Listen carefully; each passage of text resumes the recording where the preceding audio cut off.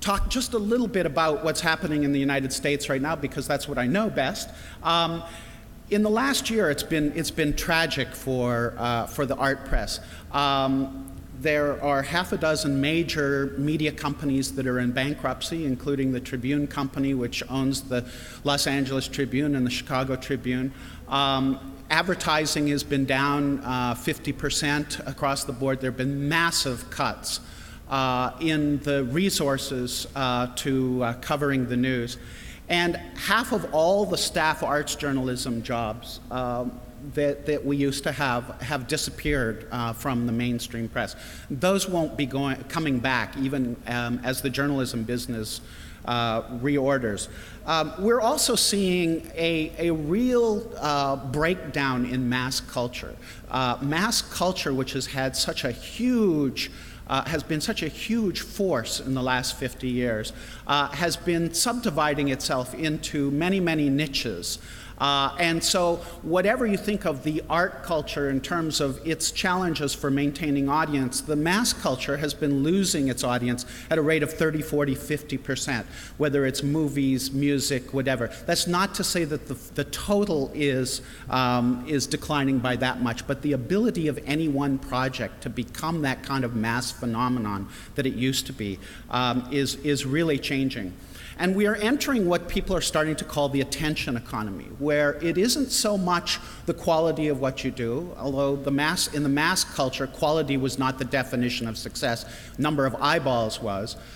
In the attention economy, the currency is your ability to be able to get in front of somebody, get somebody's attention. And that is increasingly difficult when you're operating in a supermarket in which there are so many choices available to you at any given moment. The ways in which we're using culture, which we have access to culture, and which culture gets disseminated are changing so radically that the problem now is not so much the distribution, which the internet makes possible almost for free. The difficulty is being able to get mind space with people. How are people making their cultural choice? Well, we've now had 15 years of the internet, and we have some pretty good data on how people are making their choice. This comes from the Curb Center at Vanderbilt University and the USC Annenberg School for the Digital Future. And this is a survey of people 12 to 24 last year.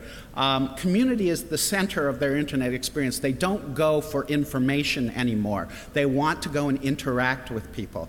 They trust unknown peers more than experts. Gee, there's a stake in the heart of every critic.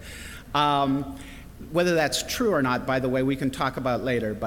And it's the first generation that watches TV less than the one ahead of it, and it prefers that online experience. It uses social networks to communicate, and it thinks that email is old-fashioned and for parents. This is not, by the way, to assume that it is any longer the young who are first adopters of technology. Actually, young people don't use Twitter at all, practically. That's a 30 to 54 age demographic.